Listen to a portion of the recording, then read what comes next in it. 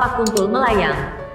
Beberapa tokoh dalam rombongannya antara lain terdapat tokoh seperti Tenkoe Pen Jian Lien, Tetuk Penjalin, Han Dieyan, Kiai Gembiang, dan Raden Panggung, Wali Joko. Penyebaran Islam di sekitar Kaliwungu tidak ada hambatan apapun.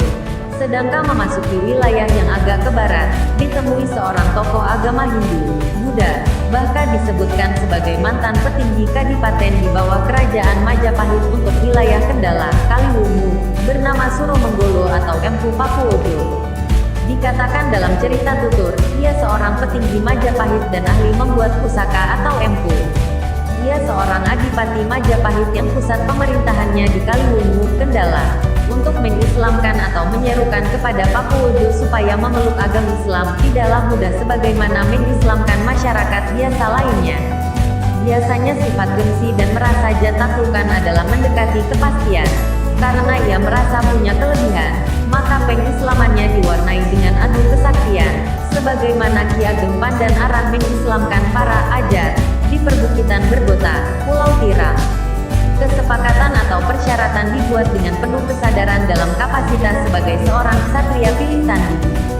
Bila Sunan Katong sanggup mengalahkannya, maka ia mau memeluk agama Islam dan menjadi murid Sunan Katong. Demikian sumpah Pakuwojo di hadapan Sunan Katong.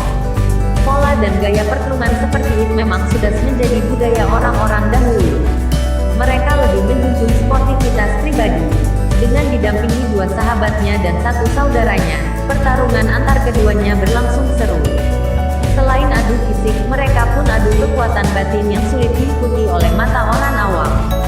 Kejar mengejar, baik di darat maupun di air hingga berlangsung lama dan Pakuwojo tidak pernah menang.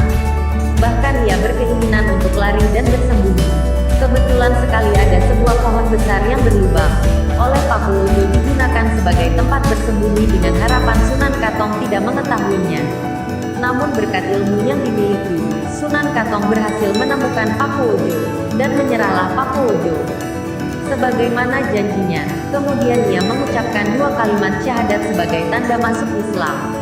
Oleh Sunan Katong, pohon yang dijadikan tempat persembunyian Pakuwojo diberi nama pohon Kendala yang artinya penerang. Di tempat itulah Pakuwojo terbuka hati dan pikirannya menjadi terang dan masuk Islam.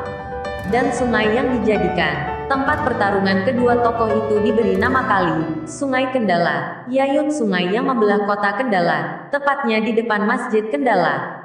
Pakuwojo yang semula oleh banyak orang dipanggil Empu Pakuwojo, oleh Sunan Katong dipanggil dengan nama Pangeran Pakuwojo, sebuah penghargaan karena ia seorang petinggi Majapahit.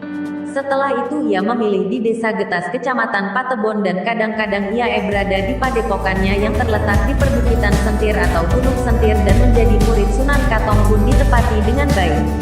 Sedangkan nama tempat di sekitar pohon Kendala disebutnya dengan Kendal Sari. Masih ada keterangan lain yang ada hubungannya dengan nama Kendala. Dikatakannya bahwa nama Kendala berasal dari kata Kendalapura.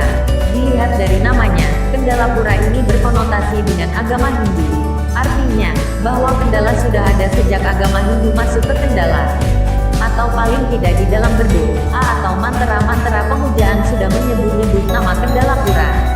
Ada juga keterangan yang menerangkan bahwa Kendala berasal dari kata Kantali atau Kontali. Nama itu pernah disebut-sebut oleh orang-orang Cina sehubungan dengan ditemukannya banyak arca di daerah Kendala. Bahkan disebutkan oleh catatan itu bahwa candi-candi di Kendala jauh lebih tua dari Candi Borobudur maupun Candi Prambanan.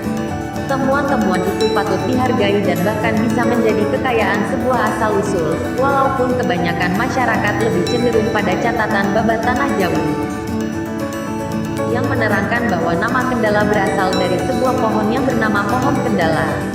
Kecenderungan itu karena dapat diketahui tentang tokoh-tokohnya yaitu Sunan Katong dan Pakuwojo yang mendapat dukungan dari Pangeran Benowo.